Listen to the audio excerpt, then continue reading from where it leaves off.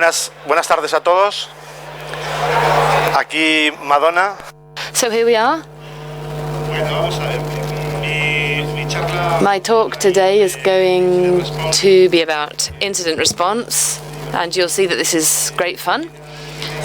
It's basically all about when there's about what happens, when there's an incident and they call you to resolve the incident.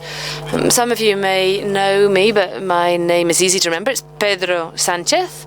So that's a nice, easy name, the name of the Spanish politician, Pedro Sánchez. I founded the Conexión Inversa blog. Anybody familiar with that blog, Conexión Inversa? And I work in Deloitte and in charge of incident response team.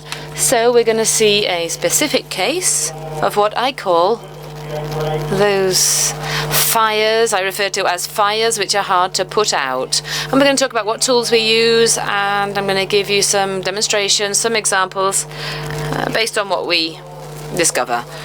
So those of you who know me, you know what I do. And what we've got here on the screen is a bit of a summary of my experience. 10 years in the banking sector, I'm still as poor as ever. I collaborate with the police forces, above all in the past, with regards to child pornography, financial fraud, that kind of thing, and with the INCIBE and the Ministry of Defense. So these are just a few of the ones that have the secret OTAN's or the NATO secret certificate, which is something that they award. And I've worked in Bitdefender. I'm a Bitdefender of the homemade viruses. I work in an incident response team in Romania, and that's been a very enriching work to see how the baddies go into the world of virus and in the world of antivirus. So really interesting to see. And so I've got this blog, Conexión Inversa. Right now I don't write much there at the moment, but hopefully in the future I'll be able to include the cases I have. At the moment it's kind of technical blog with some simpler elements, so that it can also be of interest to people who are looking to start off in this world. I'm still learning and I like to teach, so therefore I consider it important to give something back to community. That's the way I learned as well. I've participated in different conferences, national and international, with weird, strange things, different projects, and I'm still waiting for one of my patents for security systems to be approved. And as you know, here in Spain, justice and bureaucracy is slow here, but I'm working on that, getting that patented. And I'm going to talk a little bit about how I see security right now, and we're also going to talk about what incident response is. What is this concept? It's really new, and in the United States as well it's relatively new. It's been around for around 5 years in the United States, where they've really become aware of it, and here it's not really got started yet in Spain, but I think it's going to be something really important for the next few years. It's going to be all about having multidisciplinary teams who can work with hackinetics, malware analysis, and just programming. So we're talking about all of the measures that can be used. And then I'll talk about the anatomy of extortion. I always have to talk about simple things. I always say, I'm so lucky that I have to work at night. All my things go on at night in other countries, and here we can see what happened and how we have evolved in order to eliminate, well, not eliminate, but you'll see that depends on lots of factors, but at least to reduce the impact. And on the other hand, we'll talk about attacks using hidden channels. And there are some things that the tools, cannot get close to. And the only thing we have right now is a brain. And that's what we can use, and some people don't even have that. But we have to use our brains. And so we are going to talk about the current situation of security, the situation nowadays. I always like to talk about cuttings, articles from newspapers. So take a look at these then. Information. If we talk about cyber spying, there's been a golden period, but now everybody has become aware. This is from 2013, okay, when Islamic, extremism hadn't really been talked about. We were talking about using encrypted systems, and we know that ISIS right now works in a different way. But we've got talk here of the ETA terrorist group, which now we don't hear much about because it practically doesn't exist anymore. So if we talk about electronic security, they say that this is a problem. And I could tell you an anecdote which dates back to 2010, when I was with one of the lieutenant colonels, and I said, we've got to, get things, get ready. We've got the Chinese with a cyber army. And the guy said, look out the window. What can you see? And I said, well, soldiers, tanks, a few planes. And he said, how are they going to attack us? How can they attack us? We've got planes, tanks. It's impossible. So that was the culture that existed at that time. The battle was, face to face or using bombs. Not anymore, no. The attackers are, they use social networks. They promote themselves through the social networks. They're really not visible, and it's changed. And if there's a third world war, it's going to start in this way, and then we'll see how it ends. But really, we're starting to have concepts that start to be, computer concepts. And if you think of the United Kingdom, they contract, and I'd heard this news a couple of years ago, they hire or they contract hackers to defend their country. And here, nowadays, I heard some news a couple of days ago that we get hackers from the East, that they hire hackers from the East. Are they better than us? No. In Spain, we have very good people, really good. Do we have to go to East Europe? Or is that just kind of like a smoke screen and they're actually taking people from Spain? But if you're going to get people, you're going to get people from abroad to defend your country when you've got really good people in the country. So that's what I argue, at least. And these dates back to 2013, what we've got here on the screen. Things progress. This is in Tiene. Here we have attacks. The banks defend themselves. What's happened in Spain? Well, what happens in Spain is that nobody has really taken cyber war or cyber defense seriously. Nobody's taken it seriously. Not even the politicians, well, almost nothing. But I mean, even in this area, even less than the rest of things. But everybody's kind of done their own thing, and the companies, organizations that have a lot of money, they are going to protect themselves with tools, with technology, with knowledge, with people. But those that don't have that, well, they've got no chance. If we're talking about a normal product, to protect a company or an organization, you're talking about 100,000 euros at least. If you talk to somebody who makes iron, that they have to spend 100,000 euros to protect their system in Latin America and Spain. It's really tricky. So, having said that, this has to, go up. Here it says that we are the third country in terms, or the third country with the highest number of cyber attacks. And I can remember also Americans from the intelligence service, they talked in Spain about being in level 3. They said, well, we come and we go. What's that all about? Well, communication, yeah, we come and we go. And I said, what are you talking about? And I said, what? And they said, wake up, we go in and we come out. We enter and we exit the way we like, or whenever we like. That's what they were really trying to say. So little by little, we've kind of woken up. And we start to have more information. Here we have the Secretary of State who says, hey, I'm going to take this seriously. I'm going to take it seriously. But I'm going to talk about everybody else. I'm not going to talk about me because it doesn't sound good. And this is a culture that we still have to change. So the more problems I have in my organization, if I share my problem with people, the faster I'm going to find a solution. But in the Spanish culture, we find that difficult. And we could almost say also the Mediterranean culture. For the Mediterranean cultures, it's difficult to say, I've got a problem, how can we solve it? And we still have a lot of incidents. So this guy, well, he got his act together.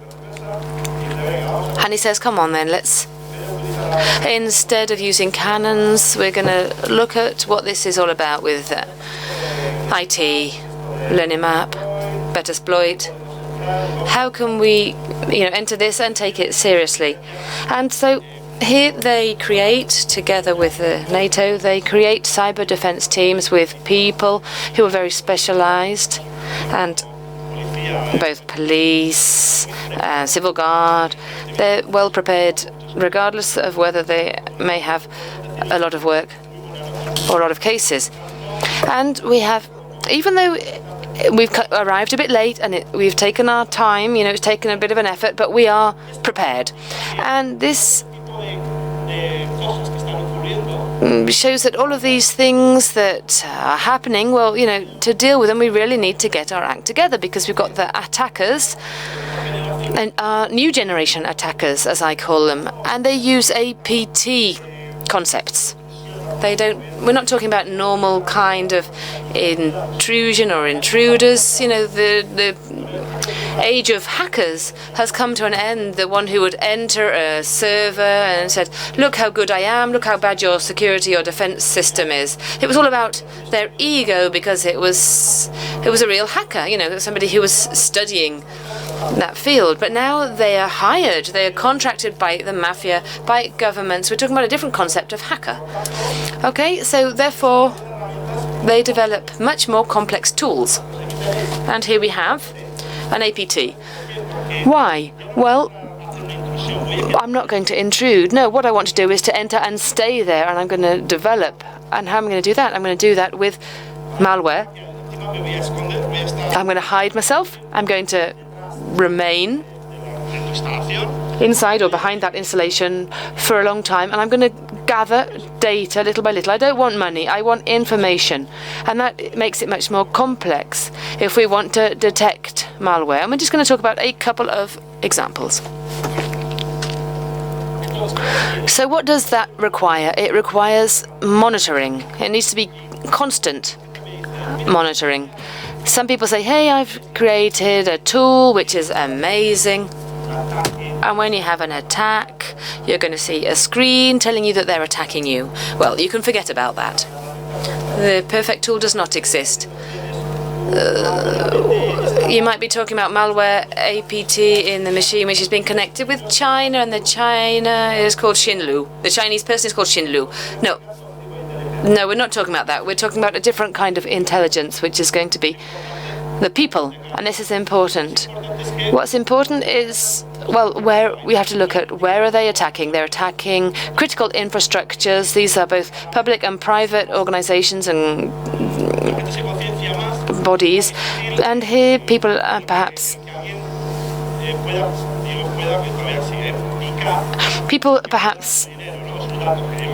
may give their money or their data. That might still happen, but if we're talking about companies, institutions, the degree of awareness is different.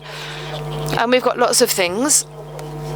We've got products, brands, models, concepts, UTMs, firewalls, all that kind of thing. And this is like a cocktail shaker, If we talk about computers, well, in the past, security was easier, it was simpler. You just had intruder detection behind the firewall.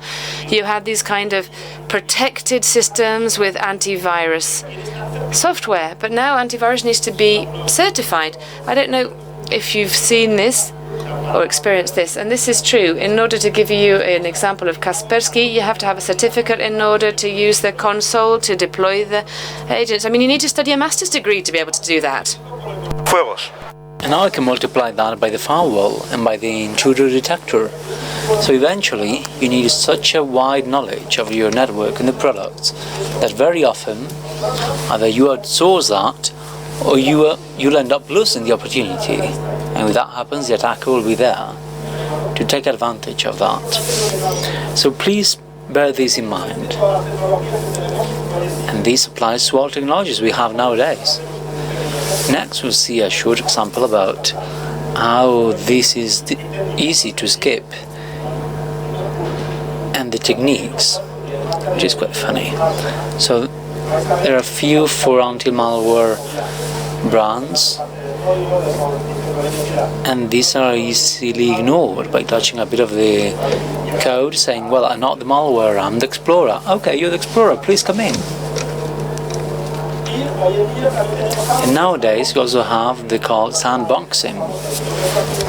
If I have a program here, I have a malware, and I'm going to say, okay, if the bad guy knows what you have and the underlying technology, you may be able to avoid this too. So these techniques will lead you to that. So often technology, as we usually say, is a textbook tool, but it's not the solution.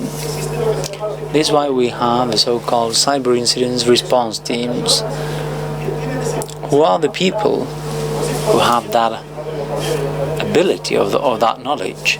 And I'm not speaking about myself, I'm human and I do make mistakes, but initially it gives us the capability of having a global perspective in the face of an attack and how to minimize the response time. To do so, we'll talk about cyber incident response. The concept is very clear. It's this, no more. It's not a group of researchers who set up the camp there when there is a fire. No, there is a fire, I get told, I'm the first intervention, I go there, I put out the fire and I leave. I don't mind about the state of the place afterwards. That's the cyber incident response theory. The anti-incident response team. The first team that gets there whenever there is an incident, which is a team that suffers the most. Because here we're talking about the fire. The fire burns. If it burns, you get away from it. You put water on it and you go away. But when you're at a company and you have an attack, you have the financial director, the general director, the company president, they're all on top of you. Why me? What have they stolen? Well, I just got here. But why? And they keep asking you funny questions, and you could actually be a bit more ethereal in this regard. So this is our problem. We are a firefighting team, we know how to put out fires, but we will not be able to reply some questions sometimes, even though we'll try to solve them, obviously. So what does the firefighting team does? It analyzes, I do it. As a comparison, they contain and they solve. So they contain for the fire not to be spread. And they solve the part that is on fire. But I cannot solve the infrastructure of your organization because it may be badly designed.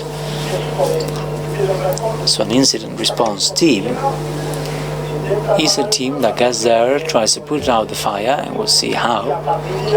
And from there on, we'll see the measure that may be applied. In the real example that you've seen very often on TV, when the fire is really put out, after a few days, a firefighter goes to check the building's infrastructure. They research the fire, check whether it was a match that lit it, and that would be a different part of cyber incident response, but the firefighters are not looking at it anymore, they just put it out. The difference in the IT part is that we're not getting an axe. Come on, turn off the router, or the internet, turn off Amazon. No, that's not what we do. We contain little by little, and we think of the technology that person has, and check out how difficult it is. You may have an idea and you may say, well, I have Palo Alto, I have Linux. Okay, there's a change in the mindset here. And I'm certified, but you're not. So you need to say, hey, with your team, do you know about this? Please give me a hand. Well, but it's 3 a.m. Give me a hand anyway. And this will happen in a cyber incident response team. But this team also have great technical capabilities. What else is done? We can also be on the opposite side. The incident is still there. And if the incident is still there, it may happen that I can do surveillance, I can locate, and I can attack. So we need to learn about forensic techniques and malware and attack techniques, as well as protection techniques, antis, denial of service, and many different things that may be applied. Therefore, we monitor and we say, okay, I have part of the control here. Now I need tools for this not to happen again. If it does, I need to be careful, or the administrator of the system needs to be there. We need to locate. This is something that not many people know about. Locating is being at the right time, so that whenever this happens, we have an alert already. And we need to know how to identify the alert. This could be, well, I have a scan, I'll ignore it, but I'm having a scan because I'm deviating attention, I have a side attack that comes through another network that is giving me a denial of service or an intrusion. And we need to bear that perspective in mind. So, what does an anti-incident response team do? It solves everything we can see here, and right now we're trying to solve it all. Denial of service, information leaks, compromised assets, illegal activity, pretty much everything. Policy, email, malware, and many of them are matched between them, so a malware can create a denial of service or a leak of information directly. We have quite a few differences here.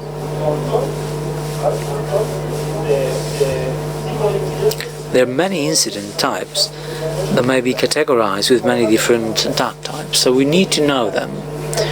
And this means that we need a team that is multidisciplinary, that knows about this.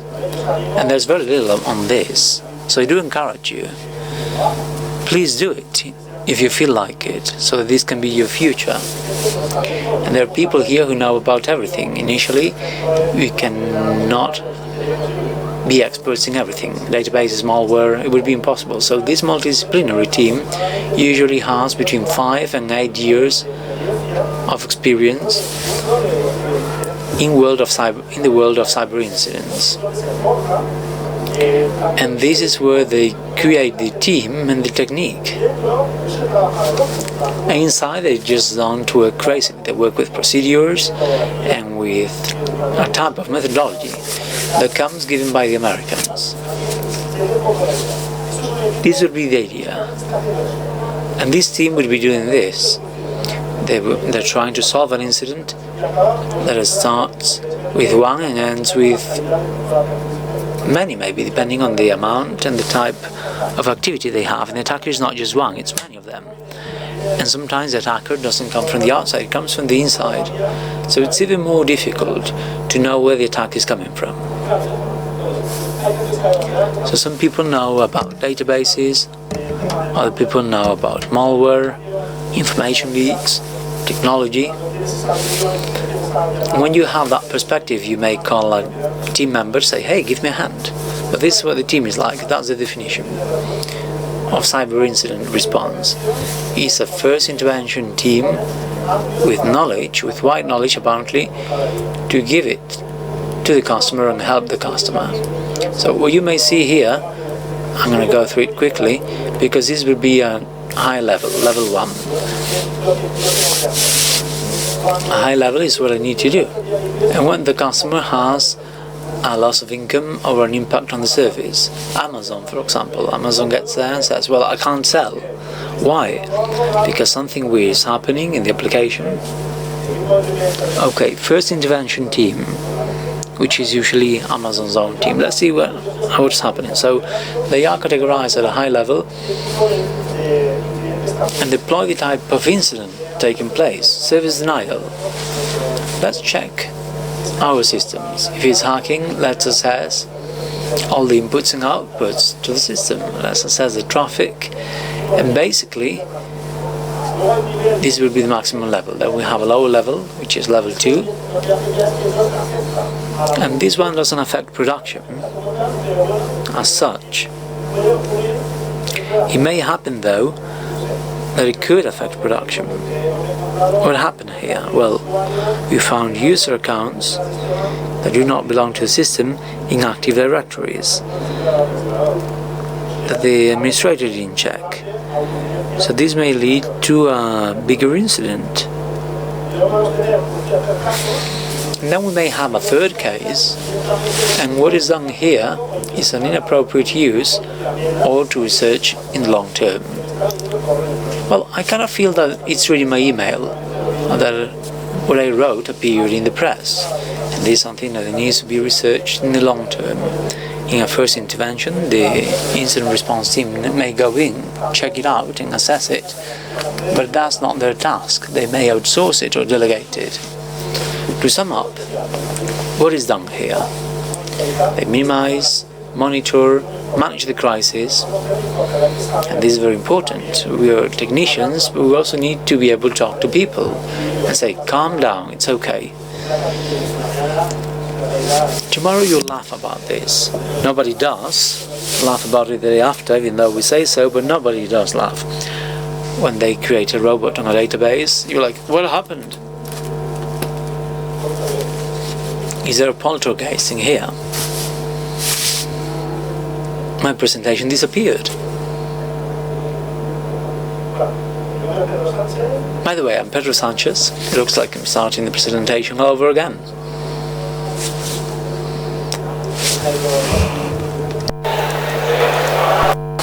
There was a problem with the screen. Como decía, ¿vale? Monitorizar el incidente, estar... As I was saying, we monitor the incident, we're on top of it, we manage the crisis, and we give a response. Sometimes you need to calm down people saying and stating the action plan you're going to have. Okay, we're going to do this, we're going to apply that, and this is useful for daily life. These are not just security incidents. Any type of incident is useful. So which plan am I going to have for the peace of mind of the customer or the organization? We try to solve the situation. Containing is solving. Letting something not spread, limiting it, is already solving it. It's not spreading sideways anymore. It doesn't feel like something is happening and I don't have the control. And then of course we solve. How can I go back to the former state? And this is kind of problematic. Sometimes we cannot leave things as they are because it depends on the organization's infrastructure or the software architecture or the development of third-party stakeholders.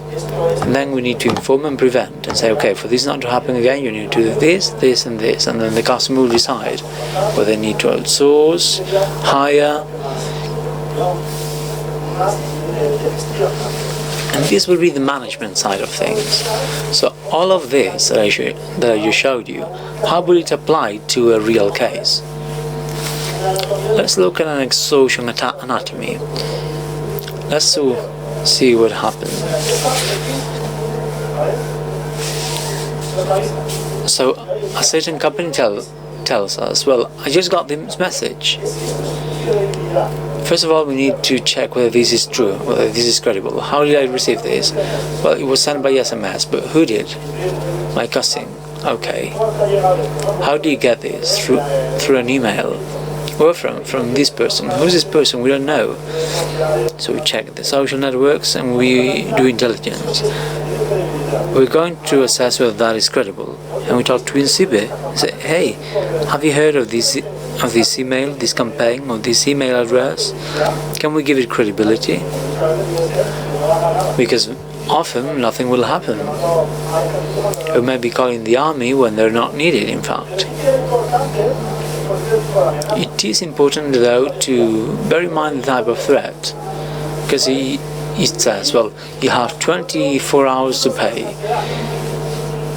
and at 1 minute past 4, you'll know about me, you'll hear from me, and we got this email at noon. What do you do here? It's a big problem. Okay, so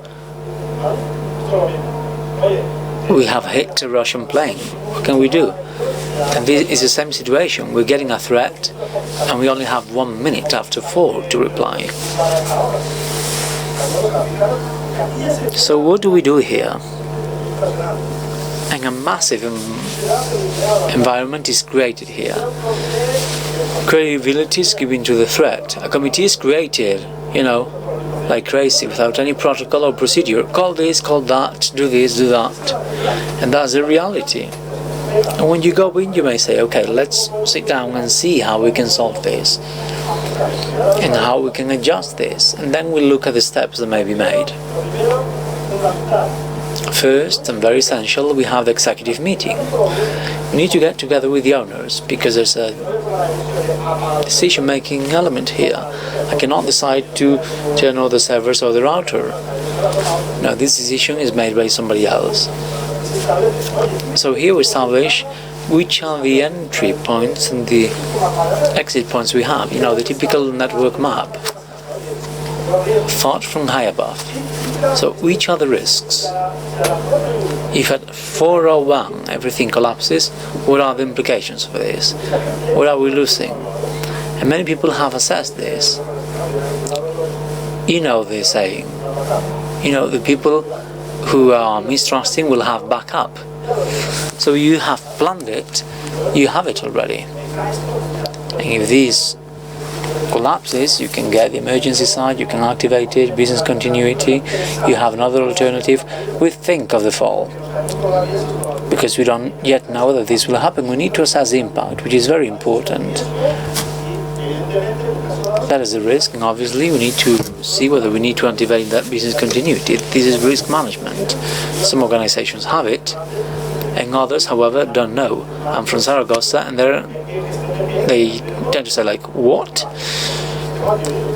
Risk management? I have an antivirus, I have a firewall. What are you talking about? So this is the reality. If there's nothing there, you need to apply your knowledge and your techniques and hope for the best. Second meeting. So we now know by the management which activation we know and what do we need to turn on and off if appropriate. How do we organize it? Secondly, how do we contain? So what was decided here basically was that we would wait to see what happens at 1 minute past 4. I don't have the knowledge, I cannot turn everything off, and I don't know what will happen. The threat didn't mention other things, so at 1 minute past 4 we listen to what's happening. And what we did here was deploying and controlling the system. And what we did basically was the following. First of all, we take control. So all the security products of the organization will be monitored. We're not the owners, but we'll monitor them. And the people from the technical team of the organization is in charge of monitoring that, because that's why they know the tool. We cannot look at what's happening so quickly, so we need to be attentive to the alerts, to the updates. We cannot patch and make Microsoft patches if necessary, but we need to take into account the necessary patches in case they need to be applied, because we still don't know how the attack was made. Passwords. Do we still have 1, 2, 3, 4, 5, 6, or arming, and we tell the administrator about this. Tell us, because we can still change them. No, they're all good. Okay, they come back and say, okay, they're good now, they've been changed. These are things that have happened to us in real life. Yes, everything is super safe, everything's okay. And then he's like, hold on, I'm getting a call. In half an hour, he's like, okay, everything is sorted. Active asset control, servers, databases, everything that may be critical for the organization. And here I'm talking about a really large organization that has security measures.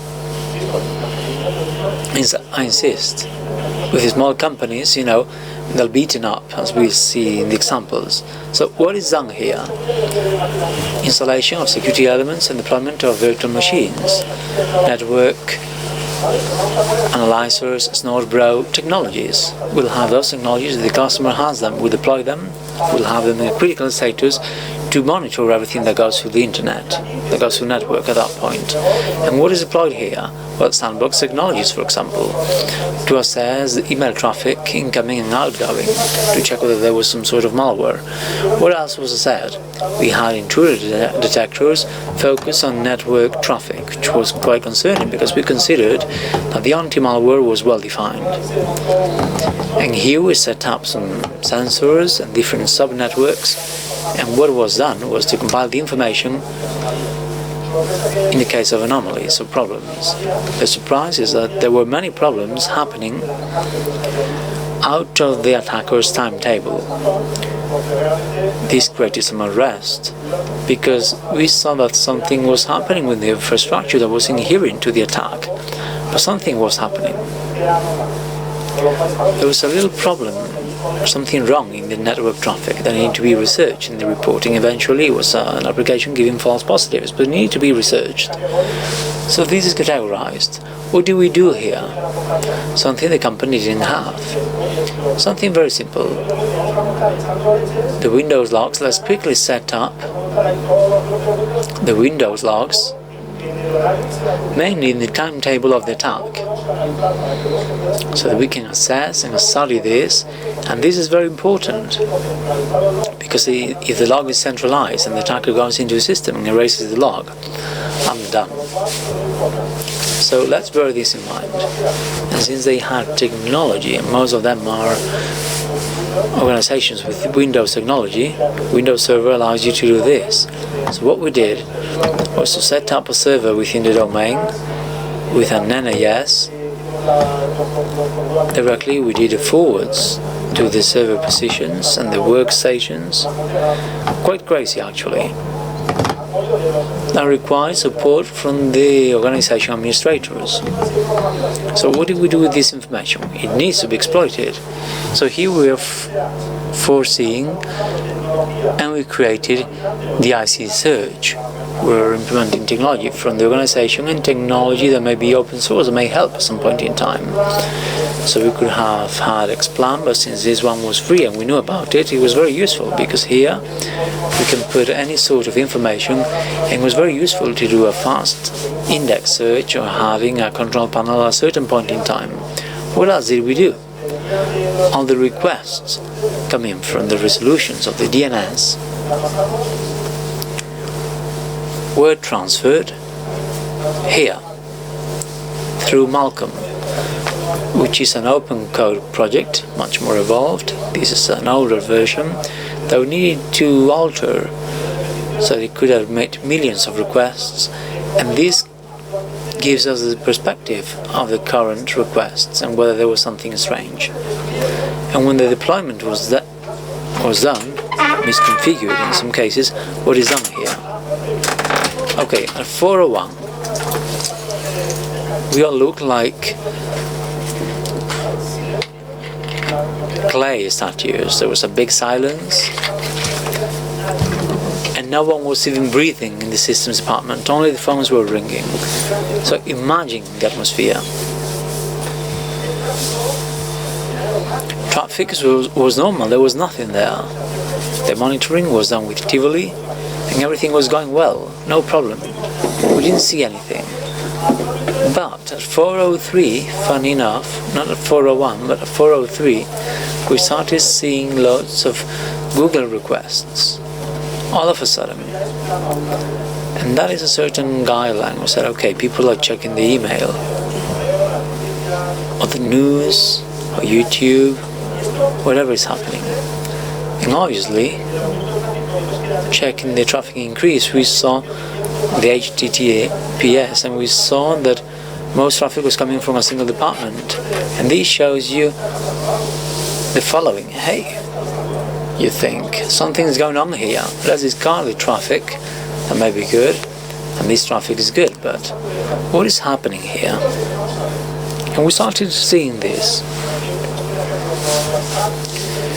Here I have an example with White Shark, but there were many requests regarding what was happening here. So what do we do here in this department?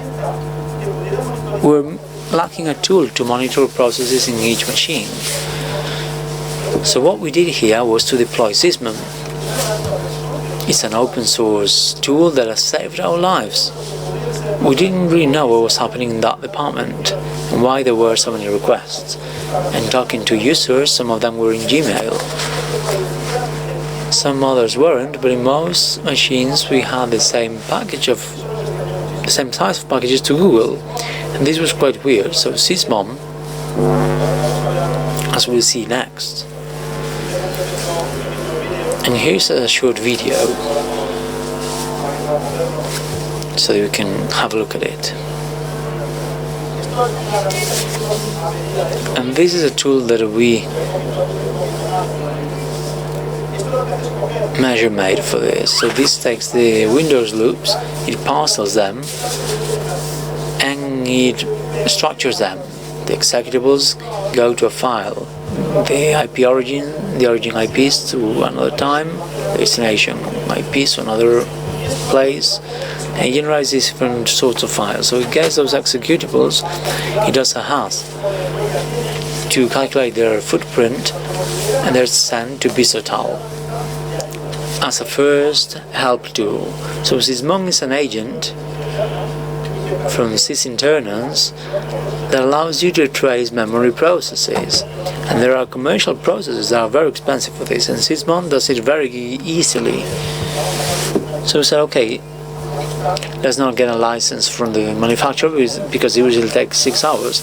Let's get Sysmon, let's deploy it on this user network, and let's apply it with this tool what Sysmon is collecting. So Sysmon collected processes, and we saw a specific process that was quite weird. And funny enough, we could assess it afterwards. But what we did here was to get a tool in a server, to get the logs from the workstations, we parsed that, we put it in text files, and then we did the hashes of those executables and we launched them. And this was done in parallel, and it was left working, and we kept researching. Things didn't finish here. This is something that will help us, that is right here. Okay, I'm gonna show you the rest. I can't really see it properly.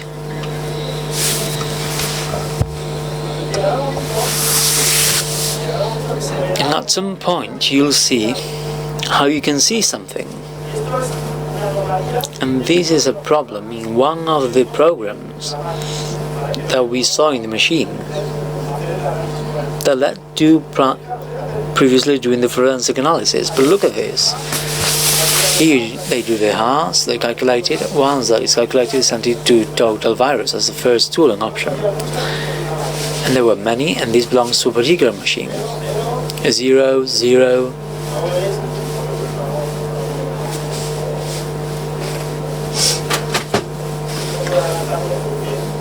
I can't really advance it, otherwise I'll go to next screen.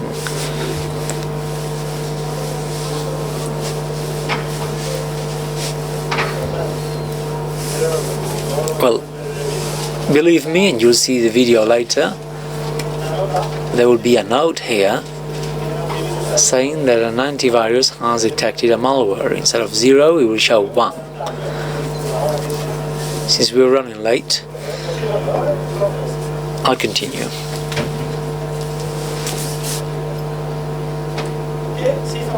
So what was done next? After total viruses, one of them was deemed as suspicious, and that's a little hint for me.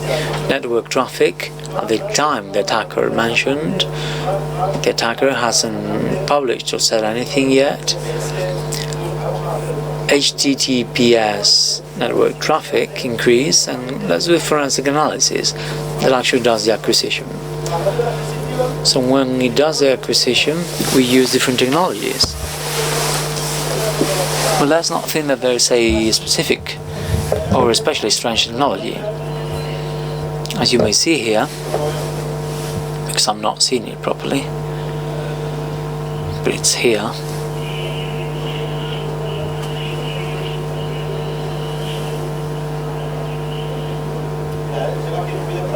And look, it's on a video here, so we can watch it more quickly.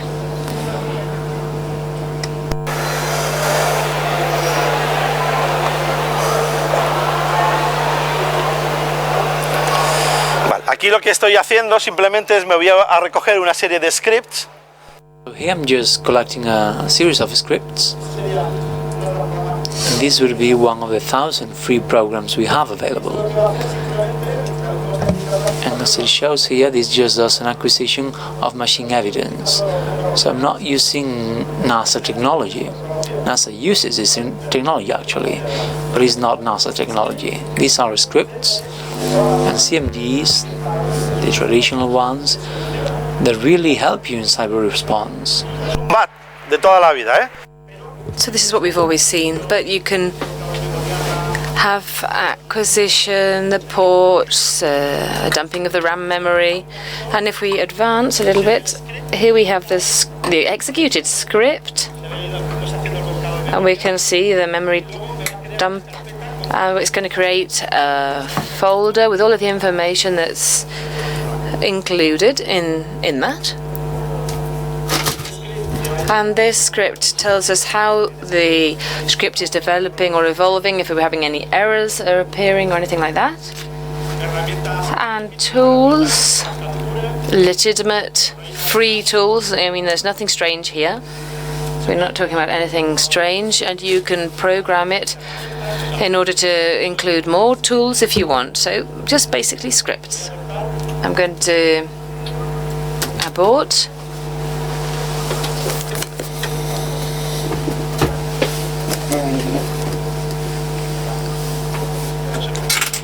I don't know why. Let's see.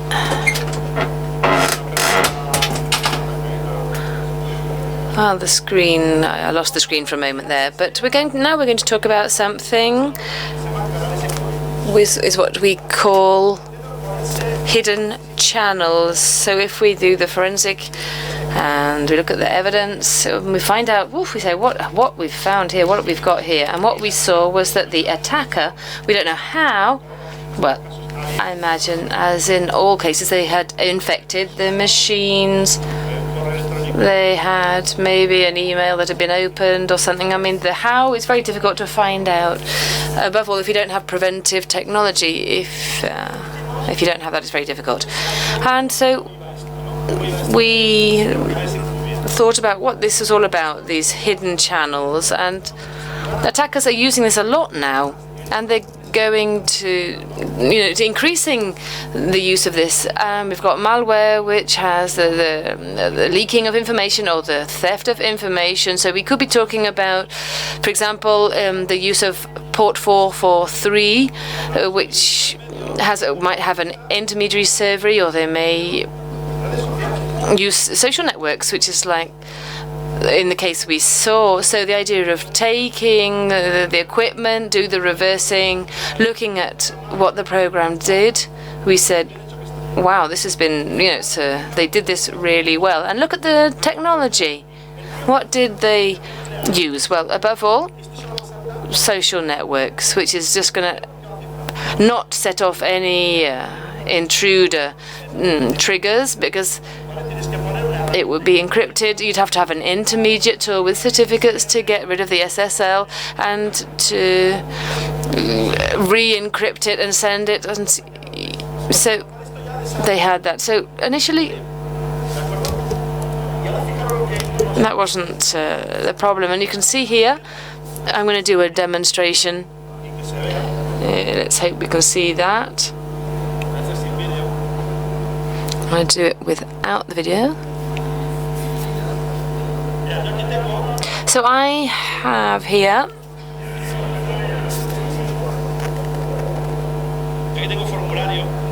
I have a form, which is this one here.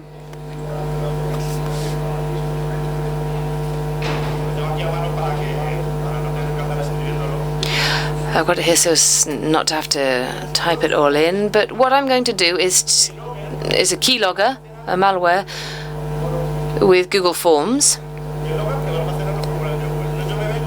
So I'm going to be the bad guy now. So here we have a form. The title of the form. Acme Corp.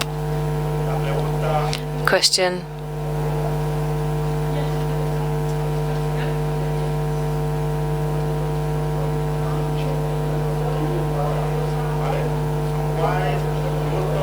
Are our products good? Short answer. And I'm going to also add an image. We're going to, well, I've got this prepared for Acme.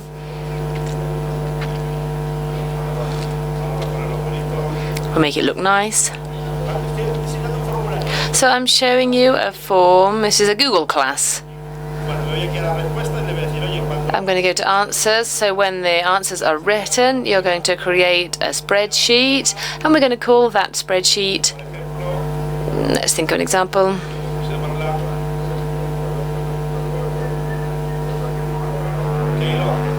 Keylog, with 3 G's at the end.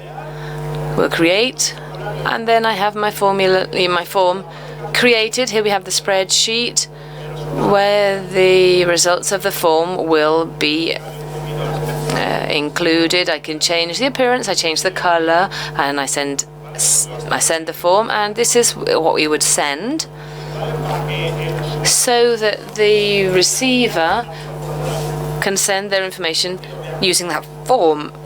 I'm going to copy, so it says copy. And now look at this. Look at this carefully, what I'm going to do now. I come here. I go, sorry, I've got to send, let's see. Okay, Control V, so here we have the form. And here, if I write in the answer, clothes, I send it, that will take it to the Excel spreadsheet. And then I can come back to the start of the form. And you can see here that it's been added. And that's your short course in Google. So now we're going to see something really interesting that these people did. So I'm going to edit the source code. You can see that.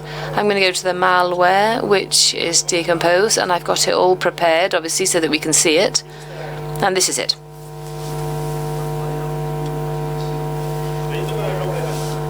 Okay, open it and edit it with the note block.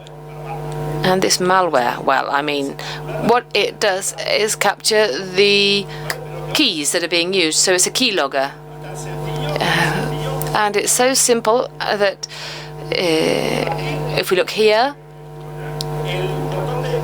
we have the send button. Very simple. I can go to the source code. I can do a search, form response in lowercase. And here at the bottom, right at the bottom, I'm not sure if you can see that. I don't know if you can see that. We take it, we take this, and we copy it.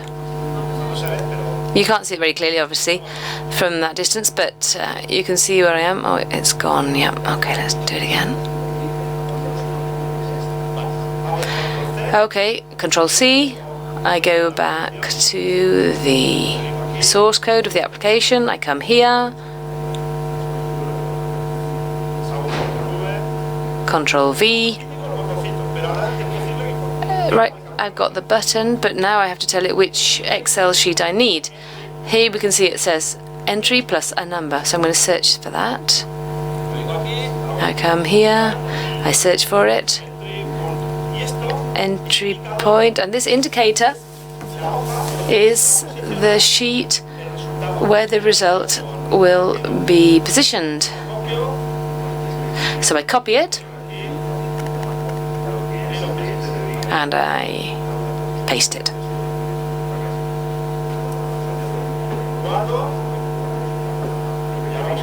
I save it, and now we can see it. This isn't Python, obviously. If it had been in Python, it would have been really easy. So now what we're going to do is we open the session.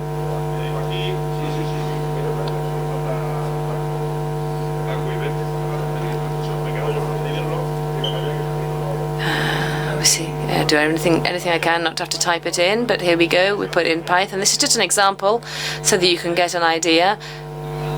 K3.py. This is just to see that, well, this works in remote, because what we're looking at here is something you have to explain. We had to explain this to the managers, and this is a simulation of what had happened. So let's see. Here I type in remote, enter, the window vanishes, and I explain this to them.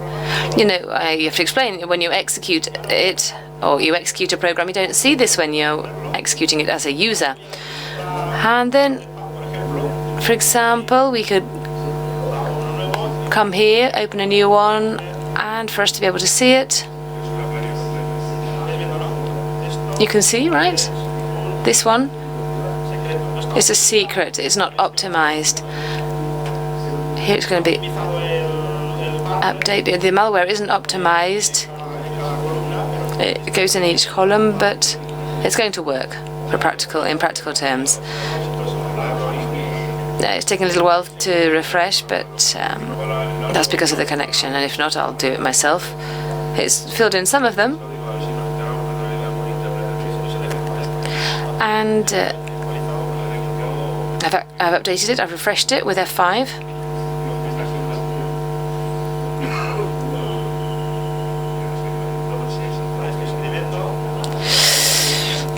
Okay, you can see that.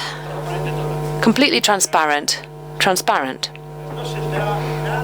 Nobody knew that this was going to a different place, and that's a technique.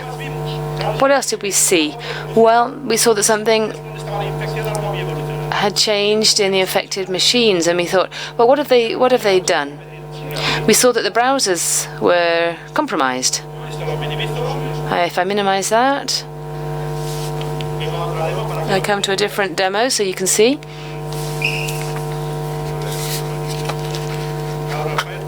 If I open Firefox,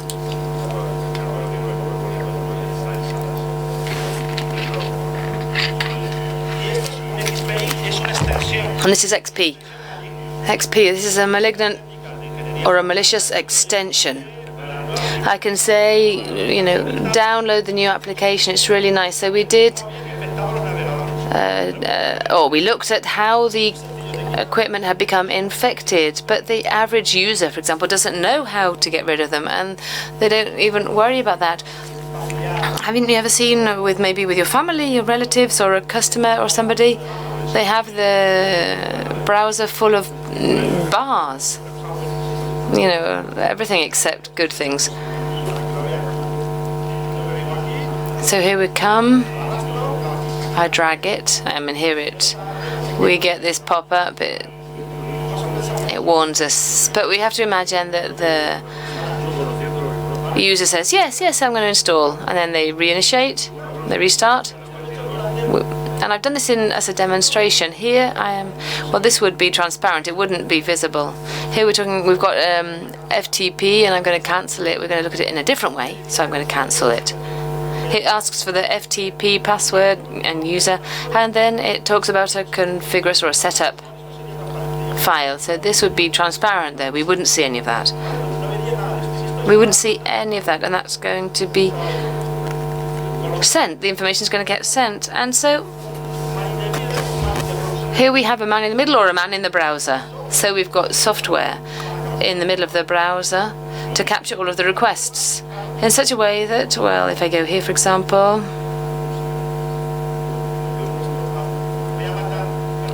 sorry, I'm going to kill that process, but it's not letting me because it's writing Python from before.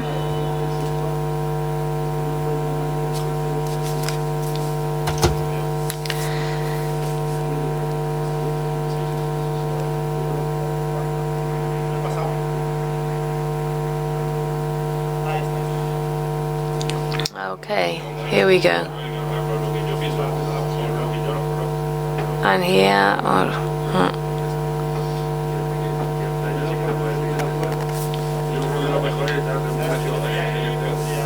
and here we go, we type in pp@ todo.s, password 987654321. If I sign in, that's what the user would do, he'd enter. But now look what happens. Well, in reality, in C, in users, BP data, ramming, Mozilla, Firefox, profile, I'll get there in the end. Extensions. We've got a reverse connection. If I do a double click here, you can see we go to Chrome, we go to local, we go to use, and we'll go to content. There's a keylog. Log HTML. If I do a double click, can you see that? Oh, it's very, very small, but you can see it, right? It's been saved at a local level, but it could have been done. It could have been sent remote. So the browsers were compromised. You can see that. And then lastly, to top it off, we found a tool in one of the machines which really, just killed us, and the antivirus hadn't detected it. And we'll see what that was doing now. I'm going to start a virtual machine.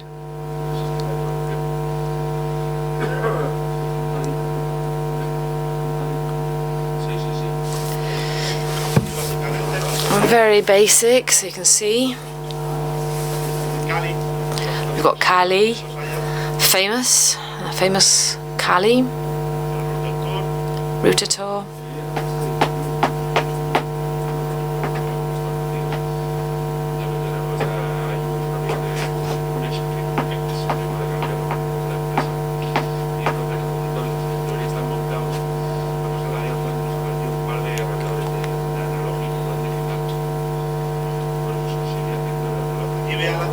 Here we're going to launch a metaexploit.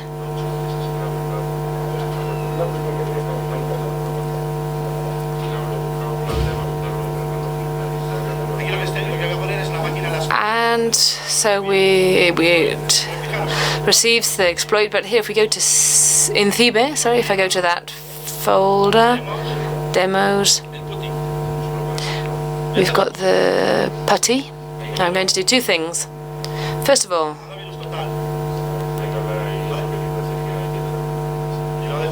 here we'll leave this one analyzing it, the antivirus, and we're going to redo that just in case, reload.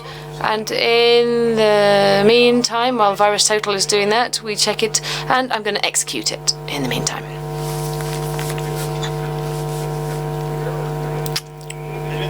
Can you see that?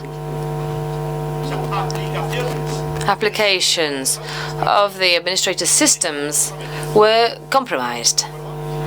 Okay, with a difference of 4 Ks. But they allowed remote access to the machine. Yeah, take a look at that. Can you see that?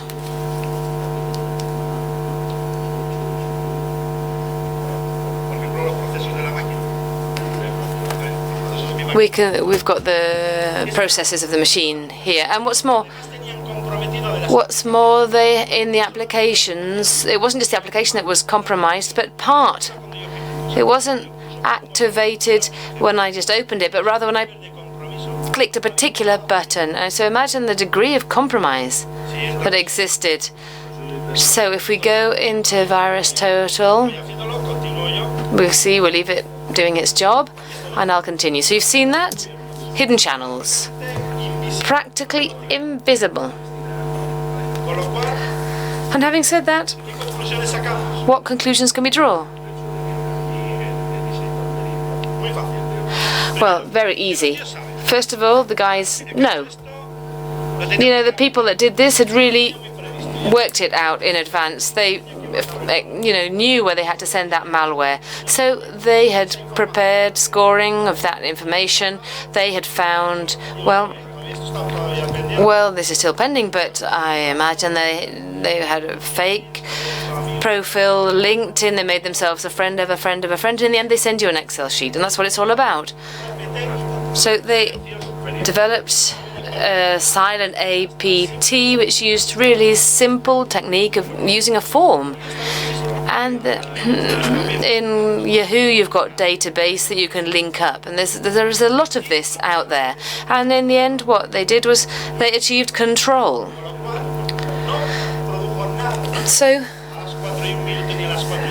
they didn't produce anything at 1 minute past 4 or 3 minutes past 4 because there was a warning. But if the warning hadn't reached us, we still wouldn't know that they were infected. So what did we think? Well, we thought that if they are going to go for you, you know, they really are going to go for you.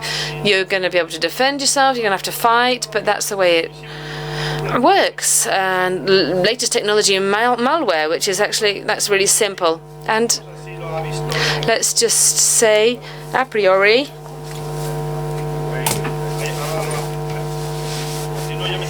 well, I'll continue, even though that's running in the background. And as I was saying, you know, they can't be detected by anti-malware. And if we look at the instant response, looking at the traffic, doing the forensic work, taking the machine, doing reverse engineering, we were able to apply restrictive rules based on strings and the size of the packet being sent, the destination where it was being sent, so we can have contingencies in the detectors, antivirus sandbox, and you know, the guidelines for the malware. And what we did was take a really aggressive approach. We had blacklists, and we took out, or we eliminated, we removed Gmail and Google in itself, and we had a list in the proxy to make sure it wouldn't, wouldn't open up.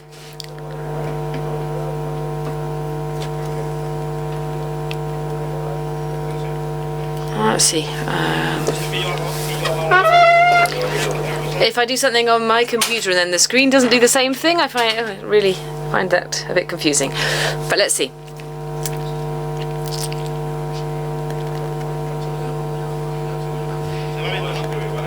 You can see that? 0 out of 25 or 30.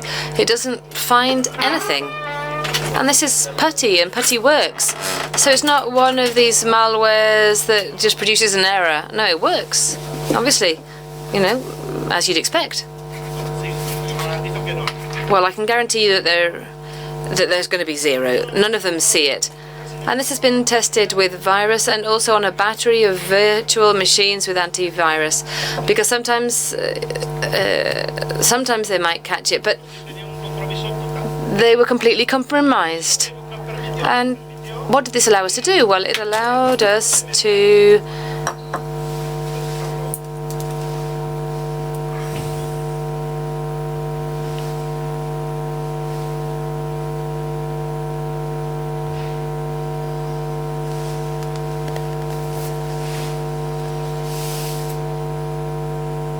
sorry about this, because these screens are getting me confused. I don't know where the mouse is. The screen synchronization isn't working.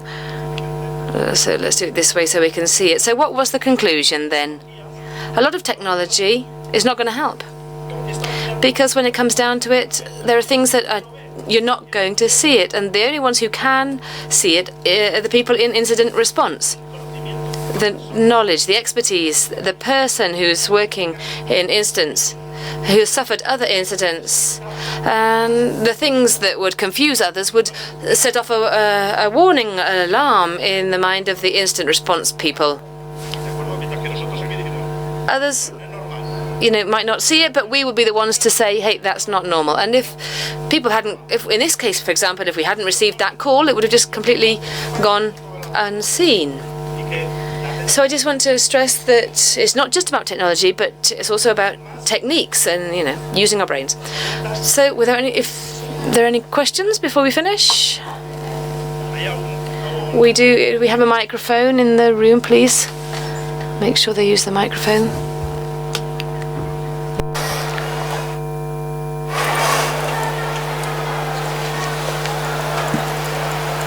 No, solamente ya por curiosidad, no intentaron hacer nada. Did they, just out of curiosity, did they not try to do anything? No. They were they weren't, you know, clever enough to, otherwise, if we would have caught them. Since it was at 4:01, you know, it was at 4:01, we suddenly, you know, we were alert to the problem, and so before they took any actions, I understand that they were going to publish data, I imagine, but they didn't have time because we filtered the proxies in the exit, or maybe they changed their mind, I don't know why. But deleting the hard disk, yeah, they could have done whatever they wanted, yes. Our idea is that they didn't actually formalize that extortion. They didn't complete it. They wanted to show how strong they were, and since they didn't manage it, they stopped. Because we'd realized. But if that had been kept silent, then, you know, they would have threatened to publish it. But no, they did it differently, and thanks to that, we managed to save the situation. That was at 4, and you found out about that at 12. In order to carry out that analysis and monitoring, I mean, how much? Well, we had 16 people. Bringing together, 16 people from incident response and the rest from the company. Another 15 or 16. We suffered, yeah. I can tell you that.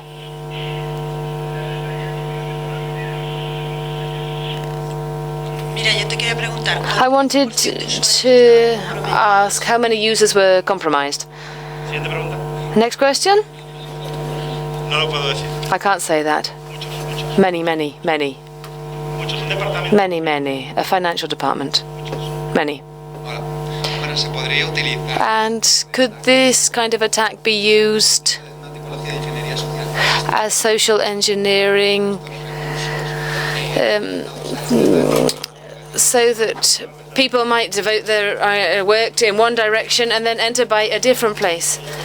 Well, we did think that could have been something lateral. We did think, yes, they were trying to distract us with this and do something on the other side. Yes, that could have happened, but it didn't happen. But it could have done, yes. Any other questions? If not, thank you very much to everybody. It's been a real pleasure. Thank you.